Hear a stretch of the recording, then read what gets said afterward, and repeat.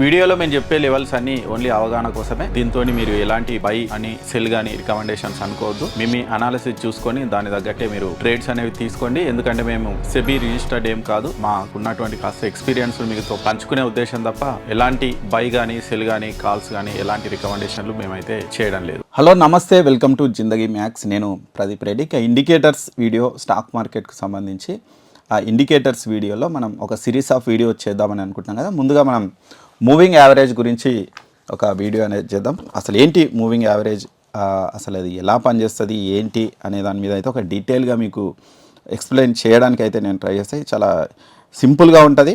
కాబట్టి ఒకసారి మీరు చూడొచ్చు. అసలు ఇది ఒక సూపర్ ఇండికేటర్ అని చెప్పొచ్చు.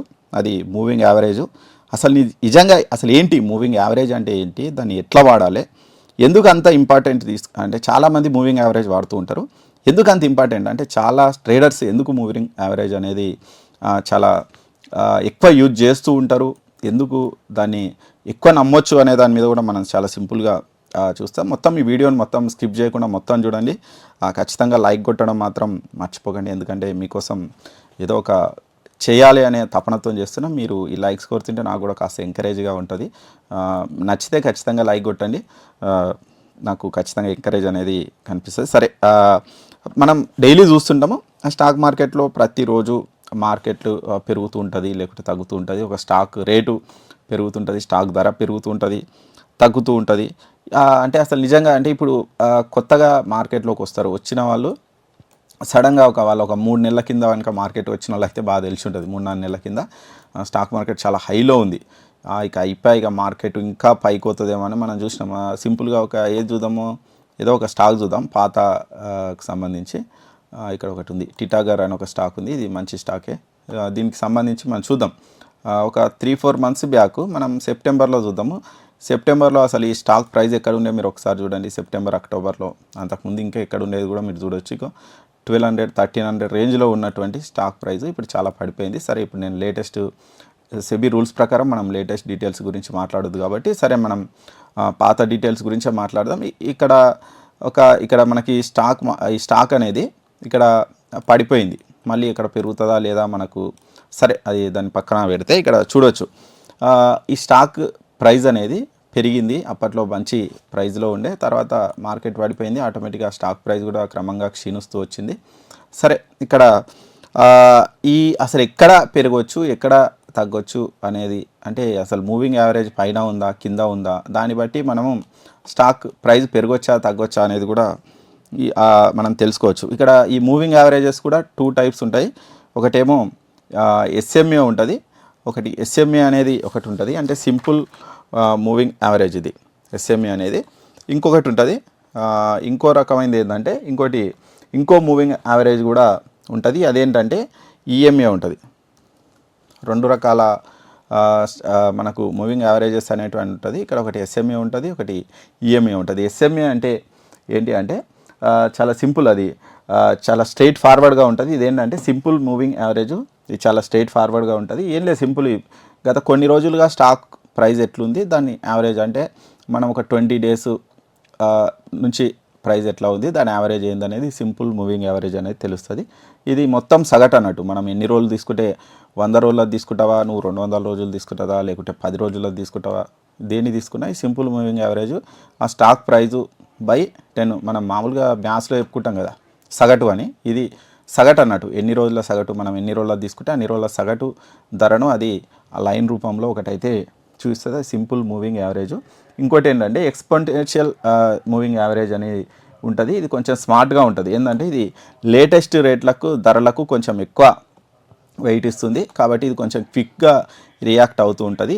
ఈ ఈఎంఏ అనేది ఎస్ఎంఏ యావరేజ్గా ఉంటుంది. ఈ ఎస్ఎంఏ అనేది కొంచెం స్లోగా ఉంటుంది, ఈ ఈఎంఏ కొంచెం ఫాస్ట్గా ఉంటుంది. ఎందుకంటే ఇది లేటెస్ట్, అంటే కొత్త ఇప్పుడు స్టాక్ ప్రైస్ ఎంత ఉందనే దాని మీదనే ఇది కొంచెం ఎక్కువ దృష్టి పెడుతుంది, కాబట్టి ఇది కొంచెం క్విక్ రియాక్ట్గా ఉంటుంది. ఎందుకంటే ఒకవేళ పడిపోతే ఇమీడియట్గా ఈఎంఏ పడిపోవడము, పెరిగితే ఈ ఈఎంఏ పెరగడం అనేది చూస్తాం. ఎస్ఎంఏ అట్లా ఉండదు, ఇది మొత్తం యావరేజ్ కాబట్టి మనం ఎన్ని రోజులు పెడితే అన్ని రోజులు యావరేజ్ కాబట్టి ఇది కొంచెం స్లోగా రియాక్ట్ అయితే అవుతూ ఉంటుంది. మనం చూద్దాం ఆ ఎస్ఎంఏ ఎట్లా ఉంటుంది, ఈఎంఏ ఎట్లా ఉంటుంది కూడా మనం ఒకసారి చూసే ప్రయత్నం అయితే చేద్దాం.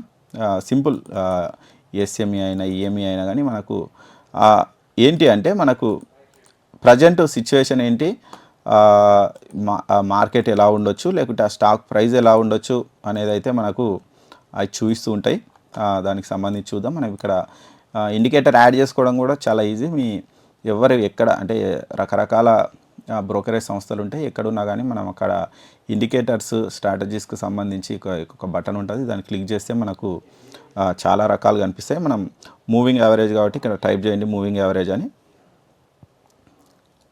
ఇది ఇక్కడ చాలా ఉంటాయి. మళ్ళీ moving average, double, adaptive, Hamming, multiple moving averages, ఇవి అన్నీ యూజ్ చేయొచ్చు. అవి ఎట్లా యూజ్ చేయాలనేది మనం తర్వాత చూద్దాం. ఈ సింపుల్ మనం ఒకటే కాబట్టి ఇక్కడ ఇదిగోండి, ఇక్కడ మూవింగ్ యావరేజ్ అనేది యాడ్ చేస్తే అది ఆటోమేటిక్గా డిఫాల్ట్గా ఉన్నటువంటి మూవింగ్ యావరేజ్ మనకు వస్తుంది. ఇది 9 డేస్కు సంబంధించి MA 9 ఉంది. 9 డేస్కు సంబంధించి మూవింగ్ యావరేజ్ అనేది మనకి ఇక్కడ కనిపిస్తుంది. దీంట్లో మీరు ఒకవేళ కలర్స్ కూడా చేంజ్ చేసుకోవచ్చు, స్టైల్ ఎలా ఉండాలి అనేది. నేను ఇక్కడ ఇది రెడ్ కలర్ పెడతా, కొంచెం థిక్నెస్ కూడా పెంచుతా, అంటే మనకు మంచిగా కనిపించాలి కాబట్టి. ఇదిగోండి, నేను కొంచెం థిక్నెస్ కూడా పెంచిన. ఈ స్టాక్కు సంబంధించి మూవింగ్ యావరేజ్ ఎట్లా ఉంది ఏంటి అనేది ఇక్కడ మనకు మూవింగ్ యావరేజ్ 9 డేస్కు సంబంధించినటువంటి మూవింగ్ యావరేజ్ ఇక్కడ చూడొచ్చు. ఈ మార్కెట్ చాలా రోజుల నుంచి పడిపోతూనే ఉంది. ఇది ఇక దీంట్లో చాలా ఉంటాయి ఈ మూవింగ్ యావరేజెస్ అనేది. దీంట్లోనే మనం ఇంకోటి EMA కూడా యాడ్ చేద్దామా. EMA కూడా యాడ్ చేద్దాము. ఇదిగోండి మూవింగ్ యావరేజ్ ఇంకోటి వచ్చింది. ఇది కొంచెం క్విక్ రియాక్షన్ కాబట్టి ఇది కలర్ చేంజ్ చేద్దాము EMAకు, ఎందుకంటే మళ్ళీ రెండు కన్ఫ్యూజ్ అవుతుంది. ఇది 35 డేస్ ఇక్కడ మనకు డిఫాల్ట్గా వచ్చింది. దీన్ని కలర్ చేంజ్ చేద్దాం, గ్రీన్లోకి పెడదామా. ఓకే, EMAని నేను గ్రీన్లో పెట్టిన. అయితే 2 ఇండికేటర్స్ ఏం వాడకండి. నేను అసలు ఈరోజు మనం చెప్పుకునేది మూవింగ్ యావరేజ్ అంటే ఏంటి, ఎన్ని రకాల మూవింగ్ యావరేజెస్ ఉంటాయి అనేదే చెప్తున్నా సింపుల్గా. అందుకే ఈ గ్రీన్ కలర్దేమో EMA, ఇదేమో రెడ్ కలర్దేమో SMA. ఇక్కడ రాస్తా.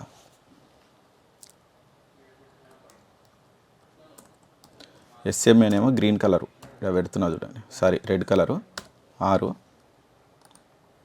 ఇదేమో EMAనేమో గ్రీన్ కలర్. ఇది కూడా కలర్ కూడా చేంజ్ చేస్తుంది. ఇది కూడా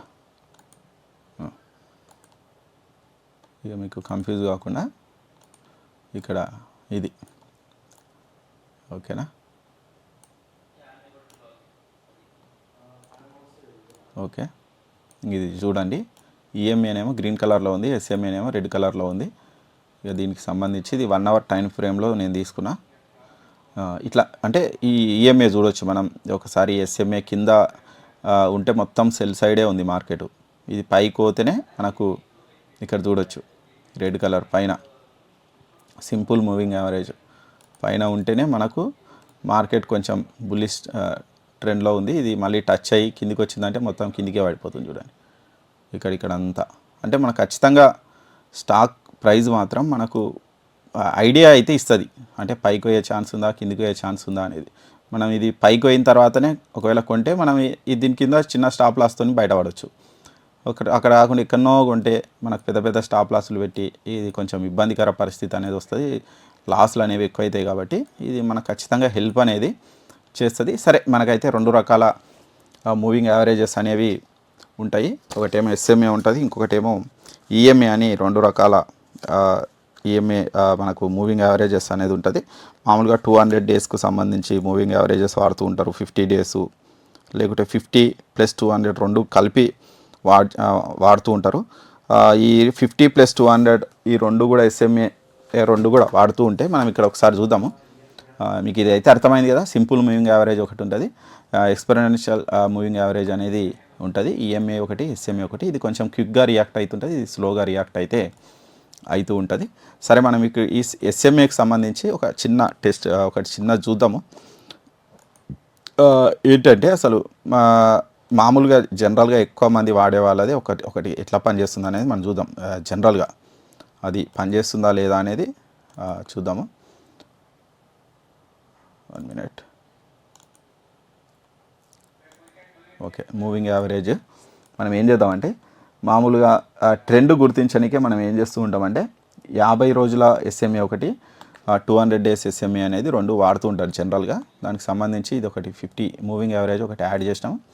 50 మూవింగ్ యావరేజ్ యాడ్ చేద్దాం. ఇది 50 మూవింగ్ యావరేజ్ ఇది ఇక్కడ చూడవచ్చు. ఇంకోటి కూడా మనం మూవింగ్ యావరేజ్ యాడ్ చేద్దాము. ఇంకో మూవింగ్ యావరేజ్ ఏది యాడ్ చేద్దామంటే 200 డేస్ది యాడ్ చేద్దాము. 200 డేస్ది మనం ఏం చేద్దామంటే ఇక్కడ ఉంది, ఇక్కడ చేంజ్ చేసుకోవాలి మనం. 200 డేస్ది చేంజ్ చేసుకొని స్టైల్ కూడా చేంజ్ చేద్దాం. ఇదే ఉంది, గ్రీన్ కలరే ఉండని కొంచెం థిక్ చేంజ్ చేద్దాం. ఇది ఇక్కడ చూడవచ్చు. ఈ రెడ్ కలర్దేమో 50 మూవింగ్ యావరేజ్, ఇదేమో 200 మూవింగ్ యావరేజ్. దీనికి సంబంధించి ట్రెండ్ అనేది మనకు చేస్తూ ఉంటాము. ఏం చేస్తూ ఉంటారంటే ఈ 200 డేస్ SMA అనేది పైకి వెళ్తూ ఉంటే బుల్లిష్ సైడ్ ఉంది మార్కెట్ అని చెప్తూ ఉంటారు. దీన్ని క్రాస్ చేసి పైకి వెళ్తూ ఉంటే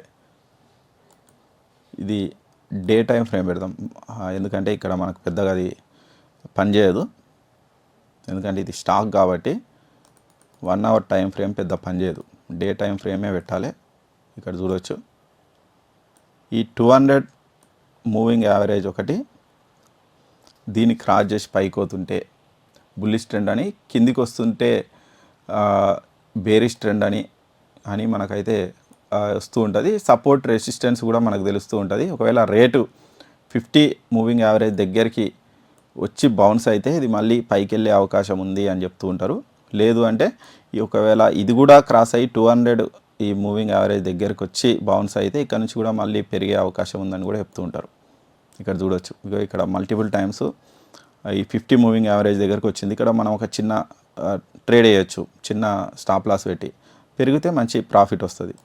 ఇక్కడ కాకుండా ఇక్కడ ఇది 200 మూవింగ్ యావరేజ్ ఇక్కడ కూడా టచ్ అయ్యి ఇక్కడ బౌన్స్ అయిందంటే ఇక్కడ కూడా మనం ఒక చిన్న ట్రయల్ ఒక టెస్ట్ అనేది ఖచ్చితంగా చేయొచ్చు. ఒకవేళ వస్తే ఇక ఇంత మంచి మూమెంటం అనేది దొరుకుతుంది మనకు. ఇక్కడ చూడవచ్చు మనం. కాబట్టి ఇవి ఖచ్చితంగా మనకు అంతో ఇంతో హెల్ప్ అనేవి అవుతూ ఉంటాయి. ఈ క్రాస్ ఓవర్ సిగ్నల్స్ అవి కూడా వస్తాయి. ఇక సరే ఇవన్నీ మనం తర్వాత నేర్చుకుందాం. కాకపోతే ఇట్లా ఈ మూవింగ్ యావరేజెస్ అనేవి ఇట్లా మనం ఎలా యాడ్ చేసుకోవాలి ఏంటి అనేది మనం చూస్తున్నాం. దీనికి సంబంధించి ఇంకా డీటెయిల్గా నేను ఎక్స్ప్లెయిన్ చేస్తూ ఉంటా. ఇవి సింపుల్గా మూవింగ్ యావరేజ్లో ఎన్ని రకాల మూవింగ్ యావరేజెస్ ఉంటాయి, దాంతోపాటు వాటిని ఎట్లా యాడ్ చేసుకోవాలి అనేది ఈ వీడియోలో అయితే చెప్పుకున్నాం. తర్వాత మనం ప్రతి దాని గురించి మనం ఖచ్చితంగా డీటెయిల్గా అయితే తెలుసుకుందాము. అంటే ఏ మూవింగ్ యావరేజెస్ మనకు బెస్ట్ రిజల్ట్స్ వస్తాయి ఏంటి అనేది. అయితే ఇది 100% మనకు ఈ మూవింగ్ యావరేజ్తో ప్రాఫిట్ వస్తుందా అంటే రాదు, మనం ఖచ్చితంగా చెప్పలేము. ఎందుకంటే ఇది ఆల్రెడీ పాత డేటా కాబట్టి ఒక్కొక్కసారి ఏమవుతుందంటే మార్కెట్ మూవ్ అయినాక ఈ సిగ్నల్ ఇస్తుంది, అప్పుడు మనం ఏం చేయలేం. ఎందుకంటే మనకి ఎక్కడో సిగ్నల్ ఇస్తుంది, అప్పుడు ఇది క్రాస్ అవుతూ ఉంటుంది. అప్పుడు మనం తీసుకుందాం అనుకున్నా అప్పటికే ప్రైస్ ఎగిరిపోయి ఉంటుంది. కాబట్టి మనకు ఖచ్చితంగా ఇది 100% రిజల్ట్స్ అయితే ఇవ్వదు. కాకపోతే మనకు సిగ్నల్స్ అంటే బుల్లిష్ సైడ్ ఉందా మార్కెట్ బేరిష్ సైడ్ ఉందా అనేది మాత్రం మనకు ఐడియా కోసం మాత్రం మూవింగ్ యావరేజ్ను మనము వాడచ్చు. దాంతోపాటు ఒకవేళ సైడ్ వేస్ మార్కెట్ ఉంటే కూడా ఇది కరెక్ట్ సిగ్నల్స్ ఇవ్వలేదు, ఎందుకంటే అక్కడక్కడ తిరిగితే ఆ మూవింగ్ యావరేజెస్ అన్నీ కూడా ఒకటే పెద్ద ఏవి మన ట్రైన్ పట్టాలాగా పక్కకు అయిపోతాయి. అటువంటి టైంలో మనం ఏమి చేయలేం. కాబట్టి ఖచ్చితంగా పాజిటివ్ ప్రతి ఇండికేటర్లో కూడా మనకు పాజిటివ్స్ ఉంటాయి, నెగటివ్స్ ఉంటాయి.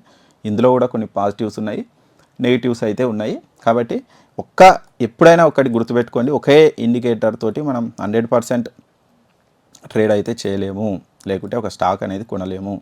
మనం మల్టిపుల్ ఇండికేటర్స్ యూజ్ చేస్తే అన్ని సిగ్నల్స్ను బేరీ చేసుకుంటే అన్ని సిగ్నల్స్ ఇలా వస్తున్నాయి అనే దాన్ని బట్టి మనము ఆ ప్లాన్ అనేది చేసుకోవచ్చు. కాబట్టి మీరు ఇంతకుముందు ఈ మూవింగ్ యావరేజెస్ ఎవరైనా ట్రై చేస్తే మీకు ఎలాంటి రిజల్ట్స్ వచ్చినాయి అనేది కూడా కామెంట్ సెక్షన్లో అయితే పెట్టండి. అది ఖచ్చితంగా బిగినర్స్కి హెల్ప్ అవుతుంది, నాకు కూడా హెల్ప్ అవుతుంది. ఇంకేమైనా దాంట్లో బెటర్మెంట్ చేయాలనేది కూడా నాకు కూడా ఐడియా వస్తుంది. అది ఓవరాల్గా ఈరోజు మూవింగ్ యావరేజెస్ అంటే ఏంటి, ఆ ఇండికేటర్స్ ఎట్లా యాడ్ చేసుకోవాలి ఏంటి అనే దాని మీద నేను ఇక చిన్న వీడియో అయితే చేశాను. ఈ వీడియో నచ్చితే ఖచ్చితంగా మీరైతే మాకు సపోర్ట్ చేయండి, ఒక లైక్ కొట్టండి, మీ కామెంట్ రూపంలో కూడా మీరు మాకైతే తెలియజేయండి. Thank you.